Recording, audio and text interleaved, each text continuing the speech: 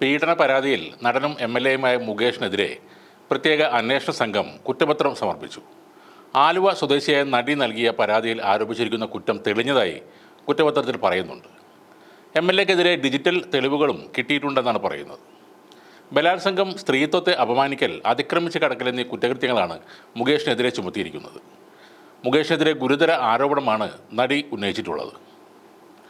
കാറിൽ മുകേഷിനോടൊപ്പം ലൊക്കേഷനിലേക്ക് പോകുന്നതിനിടെ കടന്നുപിടിച്ചു, സ്വകാര്യ ഭാഗങ്ങളിലടക്കം ബലമായി സ്പർശിച്ചെന്നും നടി ആരോപിച്ചിട്ടുണ്ട്. നാടകമേ ഉലകം എന്ന വിജയ് തമ്പിയുടെ സിനിമയിൽ അഭിനയിക്കുമ്പോൾ തൻ്റെ അടുത്ത മുറിയിലായിരുന്നു മുകേഷ് താമസിച്ചിരുന്നത്. എന്നാൽ രാത്രി തൻ്റെ മുറിയിൽ അതിക്രമിച്ച് കയറി തന്നെ കടന്നു പിടിച്ചുവെന്നും നടി ആരോപിച്ചിരുന്നു. സാഹചര്യ തെളിവുകളും സാക്ഷിമൊഴികളും ലഭിച്ചിട്ടുണ്ടെന്നും SIT പറയുന്നുണ്ട്. നടിയുടെ പരാതിയിൽ മരട് പോലീസാണ് കേസെടുത്തിരുന്നത്.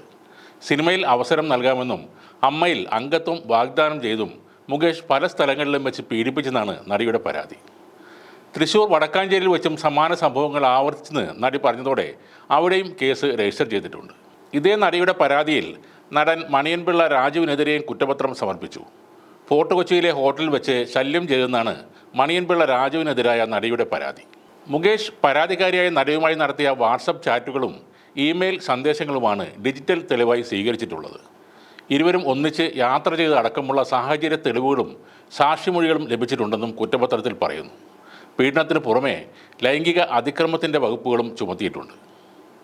ഹേമ കമ്മിറ്റി റിപ്പോർട്ട് പുറത്തുവന്നതിന് പിന്നാലെ പല നടന്മാർക്കുമെതിരെ പരാതികൾ ഉയർന്നുവെങ്കിലും ഒരു നടനെതിരെ വ്യക്തമായ പരാതിയുമായി രംഗത്തെത്തിയത് ആലുവ സ്വദേശിയായ നടിയായിരുന്നു. എന്നാൽ ഒരു ഘട്ടത്തിൽ ഈ നടി പരാതിയിൽ നിന്ന് പിന്നോക്കം പോകുന്ന സാഹചര്യവുമുണ്ടായി. സർക്കാരിൽ നിന്നും പിന്തുണ ലഭിച്ചില്ലെന്ന് ചൂണ്ടിക്കാട്ടിയാണ് പരാതിയിൽ നിന്ന് പിൻവാങ്ങുന്നതായി നടി അറിയിച്ചത്. അന്വേഷണം ശരിയായ രീതിയിൽ നടന്നില്ലെന്നും അവർ അന്ന് ആരോപിച്ചിരുന്നു. എന്നാൽ പിന്നീട് ഈ നിലപാടും അവർ മാറ്റി. തനിക്കുണ്ടായ മാനസിക വിഷമത്തിലാണ് പരാതി പിൻവലിക്കുന്നതായി പറഞ്ഞത്. പക്ഷേ ഇപ്പോൾ ആ പരാതിയിൽ ഉറച്ചു നിൽക്കുന്നു എന്നും അവർ പറഞ്ഞു. എത്ര വലിയ നടനായാലും പാർട്ടിക്കാരനായാലും നിയമപരമായ നടപടികൾ സ്വീകരിക്കണം. ഈ മഹാനടന്മാരും ഹാസ്യ സാമ്രാട്ടുകളുമെല്ലാം വ്യക്തി ജീവിതത്തിൽ പലപ്പോഴും കൊടും ക്രിമിനലുകൾ ആയിരിക്കും. അത് നേരത്തെയും പല ഉദാഹരണങ്ങളും ഉണ്ടായിട്ടുണ്ട്. വിതുര കേസാണ് ഒരു ഉദാഹരണം. അതേപോലെ നടൻ സിദ്ദിഖ്, സംവിധായകൻ രഞ്ജിത്ത് എന്നിവർക്കെതിരെ ഉയർന്ന പരാതികളും അതീവ ഗൗരവമുള്ളതാണ്. നേരത്തെ വാഹനത്തിൽ വെച്ച് നടി ആക്രമിക്കപ്പെട്ട വിഷയത്തിൽ വേട്ടക്കാരനെ അടുത്തിരുത്തിക്കൊണ്ട് അമ്മ നടത്തിയ പത്രസമ്മേളനത്തിൽ രണ്ടാളും അമ്മയുടെ മക്കളാണ് എന്ന് പറഞ്ഞ് പരസ്യമായി വേട്ടക്കാരന് വേണ്ടി വാദിച്ച MLA-യുടെയും മന്ത്രിയുടെയും ഒക്കെ തനിനിറം ആളുകൾ ഇനിയും മനസ്സിലാക്കണം. ഈ പറഞ്ഞ MLA-യുടെയും മന്ത്രിയുടെയും യഥാർത്ഥ മുഖങ്ങൾ അവരുടെ മുൻ ഭാര്യമാർ പറഞ്ഞ കാര്യങ്ങൾ കേട്ടാൽ വ്യക്തമാകും. തങ്ങൾ നേരിട്ട കൊടിയ പീഡനത്തിൻ്റെ കഥകൾ അവർ വിശദമായി പറഞ്ഞിട്ടുണ്ട്.